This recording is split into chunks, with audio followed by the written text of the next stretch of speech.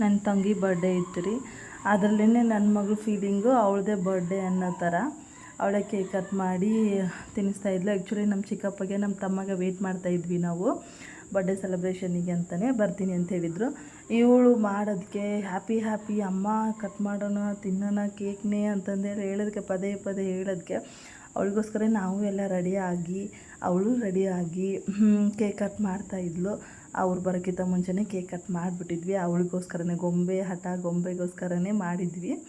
ಅವಳು ಖುಷಿನೇ ಒಂಥರ ಕೇಕ್ ಕಟ್ ಮಾಡಿ ಎಲ್ಲರಿಗೂ ತಿನ್ನಿಸಿದ್ಲು. ಅವ್ರ ಚಿಕ್ಕಿಗೆ ಅವಳ ಬರ್ಡೇಗಿಂತ ಗೊಂಬೆ ಬರ್ಡೇನೇ ಅಂತ ಫೀಲಿಂಗ್ ಇತ್ತು. ಆಮೇಲೆ ಅವಳೇ ಕನ್ವಿನ್ಸ್ ಮಾಡಿ ನಂದು ಕಣೆ ಬರ್ಡೇ ಅಂತೇಳಿ ಅವಳು ಕಟ್ ಮಾಡಿ ಅವಳಿಗೊಂದು ಸ್ವಲ್ಪ ಕೇಕ್ ತಿನ್ನಿಸಿದ್ಲು. ತಿಂದ್ಲು ಅವಳು ಕೂಡ. ಅವಳಿಗೂ ಖುಷಿ ಆಯಿತು. ಬಲ್ಲೆ ಅಂತಂದೇಳಿ ಹ್ಯಾಪಿ ಅಂತಂದೇಳಿ ಓಡಾಡ್ತಾಯಿದ್ಲು.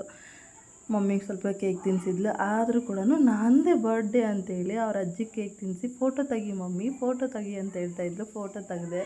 ಮಾಮನ ಜೊತೆ ಫೋಟೋ ತೆಗಿ ಅಂತ ಅವ್ರ ಜೊತೆಗೂ ಫೋಟೋ ತೆಗೆದ್ವಿ. ಆದರೂ ಆ ಕೇಕ್ನೇ ಆ ಪ್ಲೇಸಲ್ಲಿ ಕೂತೇ ತಿನ್ನಿಸ್ಬೇಕಂತೆ ಅವಳು. ಅದಕ್ಕೆ ಅವ್ರ ಅಜ್ಜಿಗೆ ತಿನ್ನಿಸಿ ಅವ್ರ ಅಜ್ಜಿ ಅವಳ ಥರನೇ ಚಿಕ್ಕ ಹುಡುಗಿ ಥರನೇ ಆಡ್ತಾರೆ. ಅವ್ರಿಗೂ ಕೂಡ ಇವಳಂದರೆ ಫುಲ್ ಹೆಂಗೆ ಹೇಳ್ತಾಳೆ ಇವಳು ಅವರು ಆ ಥರನೇ ಮಾಡ್ತಾರೆ.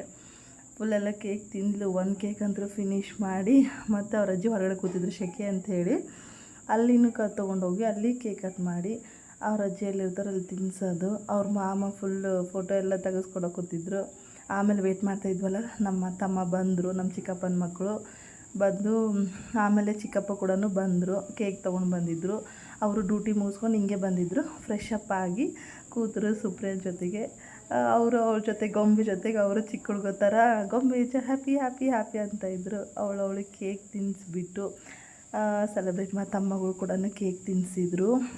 ಎಗ್ ಬಿರಿಯಾನಿ ಮಾಡಿ ತಿಂದ್ಬಿಟ್ಟು ಎಂಜಾಯ್ ಮಾಡಿದ್ವಿ ಬರ್ಡೇ ಸೆಲೆಬ್ರೇಷನ್ಗೆ.